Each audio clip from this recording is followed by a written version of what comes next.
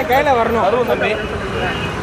என் phone என் கையில வரணும். தருவம் தம்பின்னு தான் சொன்னேன். தரமாட்டேன்னு சொன்னேன். அவர்கிட்ட பேசுங்க. நான் எதுக்குப்பா பேசணும்? நீங்க யாரு? நீங்க யாருப்பா? நீங்க யாருப்பா? யூனிஃபார்ம் போட்டுருக்காரு. கனிமொழி பிஏவோட தம்பி. போட்டு நான் போலீஸ் வரேன். பேசுங்க. அவர்கிட்ட பேசுங்க. எதுக்கு நான் பேசணும்? பேசுங்க. எதுக்கு நான் பேசணும்? அவரோட பேர் இருக்கு காரு. அவர்கிட்ட பேசுங்க. அவரோட பேர்ல இருக்கு காரு. டிராபிக் போலீஸ் எவ்வளோ போலீஸ் வர சொல்றேன். அவர் பேசணும். யார வேணும் வர சொல்லுங்க. என் போன் என் கையில வரணும். காரம் கொடுங்க. எங்க வர சொல்லுங்க. தங்க நீங்க வாடா நான் பாத்து. ஒண்ணுமே சொல்லப்பா. பேச தப்பு தானே. இவர் பேசுறாரா இல்லையாப்பா? ஆரம்பிச்சாருன்னா பொள்ளாச்சி போகும்போது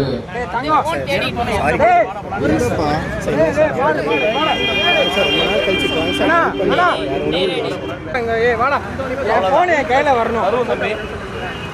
என் போன் என் கையில வரணும். தருவம் தம்பின்னு தான் சொன்னேன். தரமாட்டேன்னு சொன்னேன். அவர்கிட்ட பேசுங்க. நான் எதுக்குப்பா பேசணும்? நீங்க யாரு? நீங்க யாருப்பா? நீங்க யாருப்பா? யூனிஃபார்ம் போட்டுருக்காரு. கனிமொழி பிஏவோட தம்பி. போட்டு நான் போலீஸ் வரேன். பேசுங்க. அவர்கிட்ட பேசுங்க. எதுக்கு நான் பேசணும்? பேசுங்க. எதுக்கு நான் பேசணும்? அவரோட பேர் இருக்கு காரு. அவர்கிட்ட பேசுங்க. கனிமொழி எம்பியின் உதவியாளர் என்று ஒருவர் கூறி போலீசாரிடம் கோவையில் அத்துமீறலில் ஈடுபட்டிருந்தார். அவர் மன்னிப்பு கேட்கக்கூடிய வீடியோவை மீண்டும் ஒருமுறை பார்க்கலாம். வணக்கம், என் பேர் கிரண். நானும் என் ஃப்ரெண்ட்ஸும் பொள்ளாச்சிலேருந்து கோயம்புத்தூர் ஒரு சின்ன பர்சனல் ஒர்க்காக போயிருந்தோம். முடிச்சுட்டு கோயம்புத்தூர்லேருந்து பொள்ளாச்சி போகும்போது கோயம்புத்தூர் 100 ஃபீட் ரோட்டில் போலீஸ் செக்கிங் இருந்தது. அப்போ இருந்துட்டு நான் கொஞ்சம் ட்ரங்க் மோடில் இருந்ததுனால போலீஸ்கிட்ட தப்பான வார்த்தைகள் பேசிட்டேன். அது சாரி. அது மட்டும் இல்லாமல் பப்ளிக் பிளேஸில் இந்த மாதிரி கனிமொழி எம்பி மேம் அவங்க நேமை யூஸ் பண்ணது தப்பு தான். அவங்க பிஏ யாருன்னு எனக்கு தெரியாது. எனக்கும் அவங்களுக்கு எந்த வித ஒரு சம்மந்தமும் இல்லை.